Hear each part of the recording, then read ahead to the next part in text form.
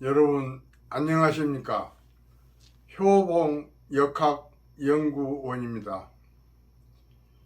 이 시간에는 인간의 삶과 운명론이란 주제를 가지고 말씀드리고자 합니다. 우리 인간의 삶은 각기 다르게 나타납니다. 세상에는 수많은 인간들이 존재하지만 남들과 동일한 삶을 사는 사람은 하나도 없습니다. 어떤 사람은 태어나면서부터 부귀한 삶을 누리다가 가는가 하면 어떤 사람은 궁핍한 환경에서 태어나 고생만 계속하다 여생을 마치기도 합니다. 왜 인간은 삶은 공평하지 않는 것이며 평등하지도 않는 것일까요? 인간의 운명을 결정하는 주인은 과연 누구일까요? 제가 생각할 때는 자기 자신이라고 생각합니다. 자기 자신이 나쁜 환경과 궁핍한 가정에서 태어났다 하더라도 후천적으로 중단 없는 배움과 노력, 계산 없는 사랑, 타협 없는 도전, 항상 깨어있고 죽는 순간까지 사랑하며 절대로 포기하지 않는 정신만 살아있다면 선천적으로 좋지 않는 환경에서 태어났다 하더라도 평온한 삶을 살 수 있습니다. 어느 날 한 수행자가 길을 가다가 한 맹인을 만나게 되었습니다. 제자들이 한 수행자에게 물었습니다. 이 사람이 소경으로 태어난 것이 자기의 죄입니까? 아니면 그 부모의 죄입니까? 수행자께서 대답하시기를 이 사람이나 그 부모가 죄를 범한 것이 아니라 하나님의 하시는 일을 나타내고자 하심이라고 말씀하였습니다. 이 이야기 속에는 기독교에 있어 인간의 운명을 철저하게 신에 의해 이루어지고 있음을 밝히고 있습니다. 기독교 성서에 따르면 인간의 모든 차별화된 모습과 기륭화복은 인간 스스로의 행위나 그 밖의 요건에 의해 주어지지 않고 오직 신에 의해 결정된다고 하고, 이러한 신의 결정은 다른 이유는 없고 단지 신이 자신이 행하는 일을 인간들에게 나타내 보이기 위함이라 하고, 이에 따라 기독교 삶의 태도는 당연히 자신의 운명에 대해 순응하는 자세를 취한다고 보이며, 인간은 자신의 삶이 지극히 불행하다 해도 신을 향해 반발하거나 이의를 제기해서는 안 된다고 하고, 모두가 신의 뜻으로 받아들이고 순종해야만 하고, 그렇게 하면 인간은 신으로부터 축복을 받을 수 있다고 말하고 있습니다.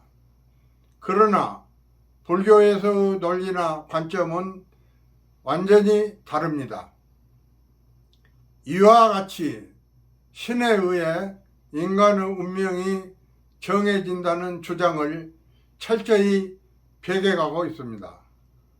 법구경에서는 다음과 같은 이야기가 담겨져 있습니다.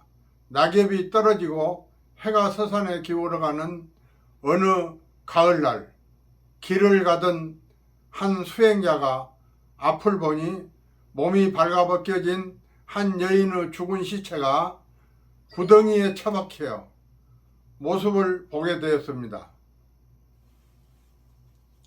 그 수행자는 부처님을 뵙고 그 여인이 왜 처참한 모습으로 죽게 되었는가를 물었습니다. 이 질문은 한 맹인이 수행자께 던졌던 질문과 유사합니다. 그러나 답변은 확연히 다릅니다. 부처님은 이렇게 대답하였습니다. 그 여인은 전생의 악행으로 산적을 만나 그렇게 된 것이 아니라 그 여인의 과거 생에도 여자의 몸이었는데 남편을 향한 집착이 지나쳐 질투로 자신의 아이를 죽이게 되었는데, 그런데 남편에게 죽이지 않았다고 거짓말을 하면서 자신의 말이 거짓일 경우 처참한 죽임을 당할 것이라고 말했기 때문에 그 과오를 그렇게 받게 되느니라고 말하였습니다. 두 이야기를 비교해 보면 기독교와 달리 불교에서는 인간의 운명을 신에 의해 결정되는 것이 아닌 인간 스스로의 행위에 의해 결정된 것을 알 수 있습니다.